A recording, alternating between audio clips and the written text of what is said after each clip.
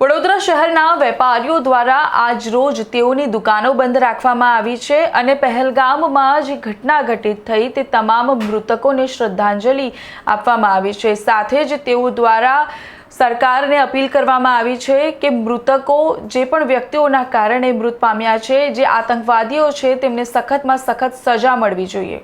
વડોદરા શહેરના વેપારી મંડળ એસોસિએશનના અગ્રણીઓ દ્વારા જમ્મુ કાશ્મીરના પહેલગામમાં થયેલા આતંકી હુમલામાં માર્યા ગયેલા નિર્દોષોને શ્રદ્ધાંજલિ આપવાનો નિર્ણય કર્યા બાદ આજે વડોદરા શહેરના મંગળ બજાર, નવા બજાર, પદ્માવતી શોપિંગ સેન્ટર સહિતના વેપારીઓએ સામૂહિક રીતે બજારો બંધ રાખીને વિરોધ નોંધાવ્યો હતો।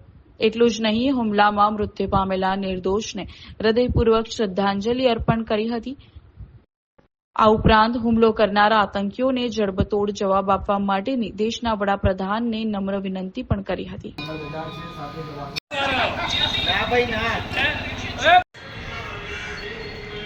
એલાન છે ને 4 દરવાજા વિસ્તારમાં જેટલા પણ બજાર છે જે બંધુ એલાન છે, અગ્રણીઓ સાથે વાત કરીએ।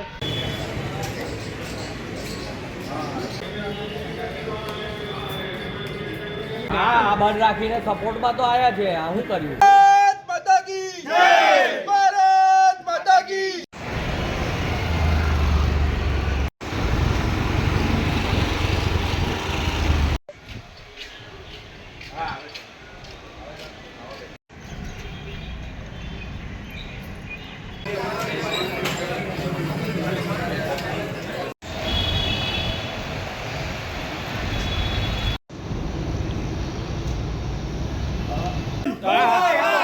ચાલુ રાખો।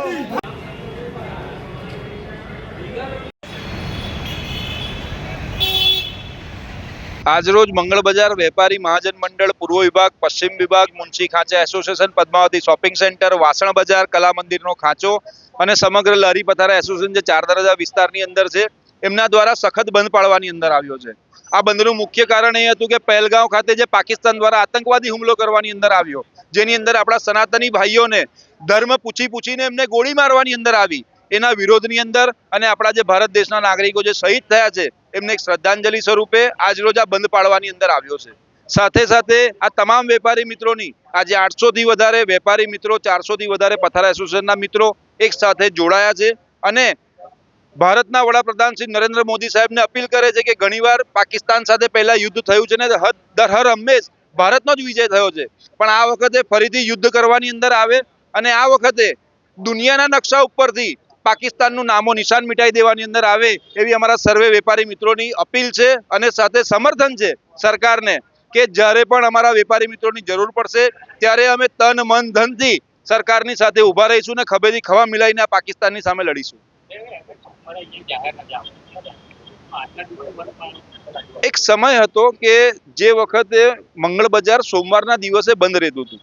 આજે ખાલી મંગળ બજારનું એક દિવસનું જે ટર્નઓવર છે ને એ 7 થી 9 કરોડની વચ્ચે થાય છે। આ સોમવારના દિવસે કદાચ 2-5 દુકાનો બંધ રહેતી હશે, પણ સાથે સાથે જ એટલી લારી પથારાવાળા વધારે લાગી જાય છે। ઘણા બધાને એવું છે કે ભાઈ આ સોમવાર છે, આજે તો બંધ હોય છે।